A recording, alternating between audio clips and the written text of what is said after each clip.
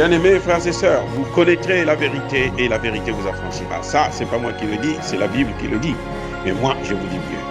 Vous connaîtrez la vérité historique, notamment celle de vos ancêtres kémites, et vous aurez une vision globale de ce que c'est que la vraie souveraineté politique. J'ajoute, vous reviendrez à la spiritualité africaine ancestrale et vous comprendrez les enjeux de l'indépendance économique.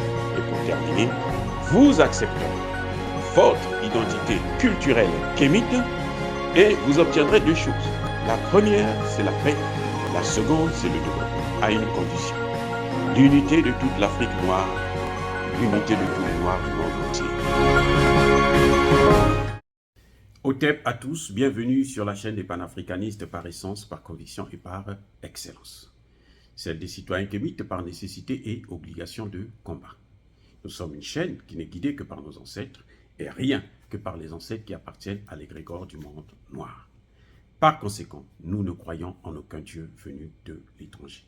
Toutefois, cette vidéo n'est aucunement destinée à inciter à la haine ou à la violence, car nous menons un combat qui est d'abord et avant tout spirituel, intellectuel et démocratique. Ensuite, il est politique, géopolitique et géostratégique contre l'impérialisme, le colonialisme, le néocolonialisme et l'endocolonat, qui sont tous qualifiés de crimes contre l'humanité.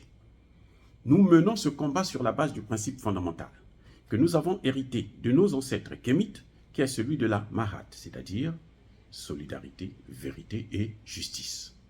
Vous êtes donc en droit de connaître la vérité et nous avons l'obligation de vous dire la vérité, rien que la vérité, afin que justice soit rendue au continent africain. Et ça, c'est notre modeste contribution dans cette noble lutte en faveur de la souveraineté, la dignité, la solidarité et l'unité africaine. C'est exactement ça que nous appelons le panafricanisme. Bien-aimés frères et sœurs, dans la nuit du lundi à mardi 2023, donc cette semaine même, début de cette semaine, eh bien, il y a eu deux attaques simultanées au Mali, dans la région de Kiloukoro. Ces attaques ont fait au moins 2 morts. Et comme d'habitude, ils sont venus, ils ont attaqué les checkpoints à Kassela et puis à Makakongo. Et puis bon, les terroristes se sont volatilisés comme d'habitude dans l'air jusqu'à ce qu'on puisse mettre la main sur eux. Parce que quand ils font les coups, après ils s'infiltrent dans la population, ils jettent des armes, ils jettent leurs motos, et puis bon, ils marchent comme des civils. Mais maintenant, quand on les dénonce, si on les attrape, les associations de droits de l'homme vont venir se lever pour dire « Ah, on a tué les civils ». Mais ce n'est pas des civils, parce que malheureusement, les terroristes n'ont pas d'uniforme et qu'on les reconnaît. Parce que vous êtes dans un village, vous connaissez, vous vous connaissez. Dans une ville, toute la jeunesse là, vous vous connaissez.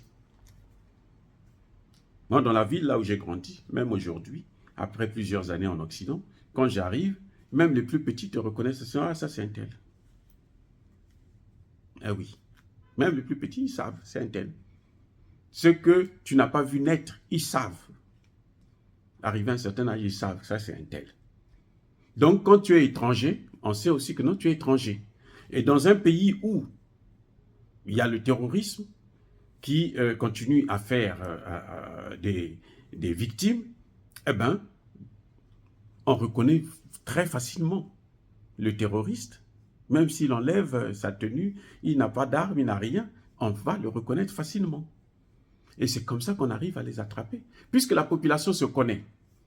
Donc, ils informent, mais attendez, celui qui passe là, lui, on ne l'a jamais vu ici. Lui, il n'est pas d'ici. On t'interpelle, on te pose des questions. Et quand tu veux fuir, on t'abat.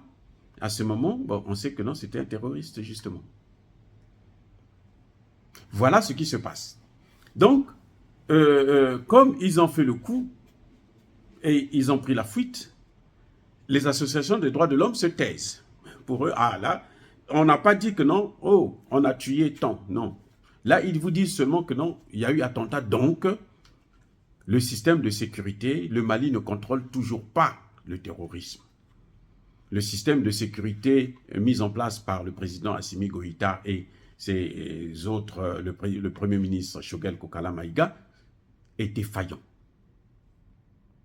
Mais ils prennent le soin, et c'est ça qui est intéressant, ils prennent le soin de ne pas vous dire que ça fait plus de 7 mois que le Mali n'a plus connu d'attentat.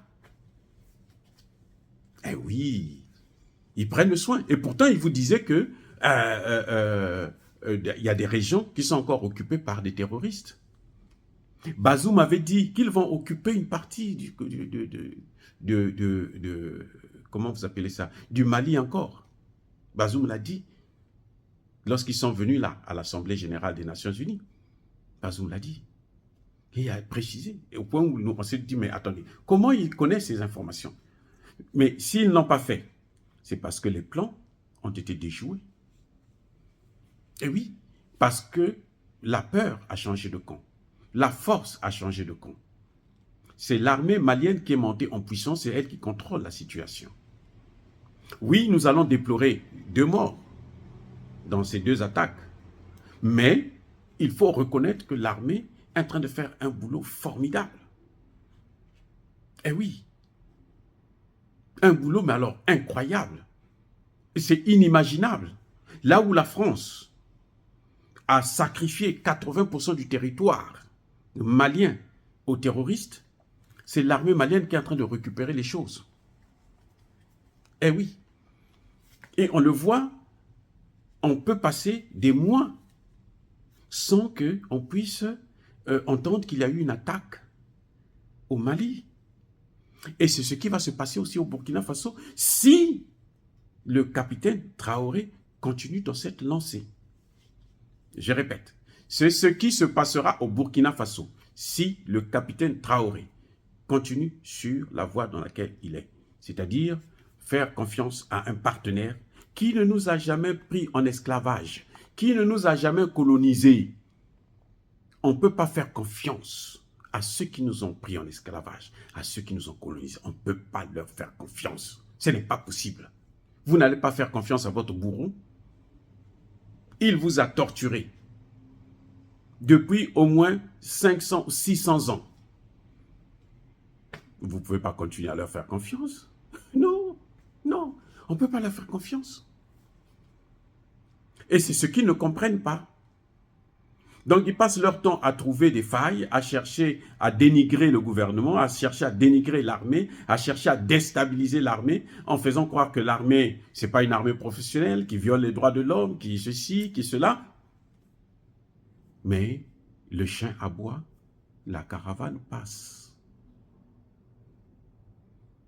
Il faut que la France puisse savoir que la thèse de Victor Hugo, selon laquelle Dieu a donné la terre aux hommes et Dieu a donné l'Afrique à l'Europe, est une thèse de fou.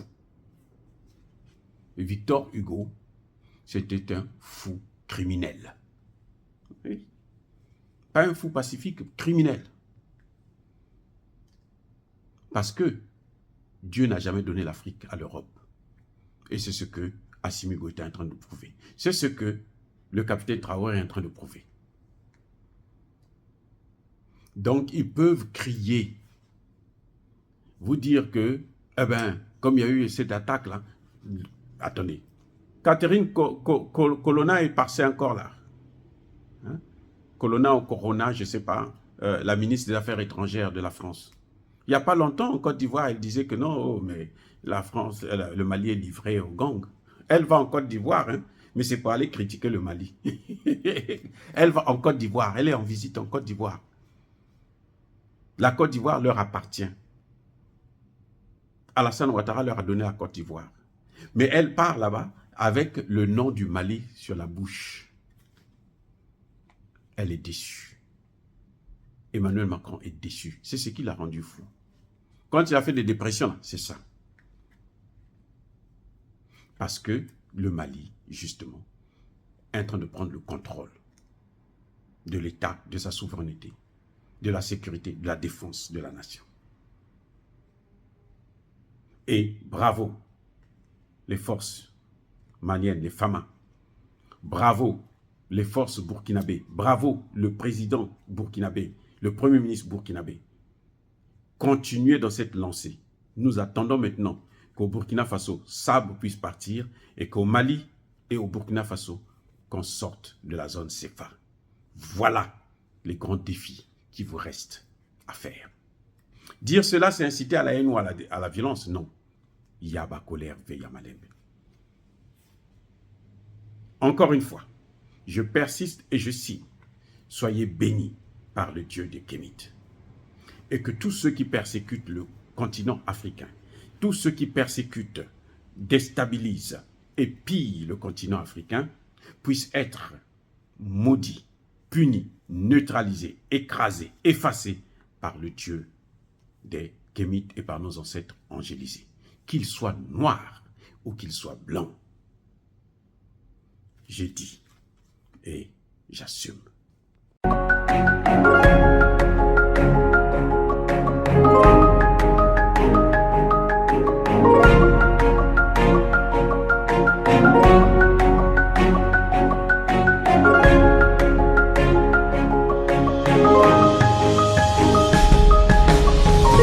Eux, ils marchent par la foi et non par la vue.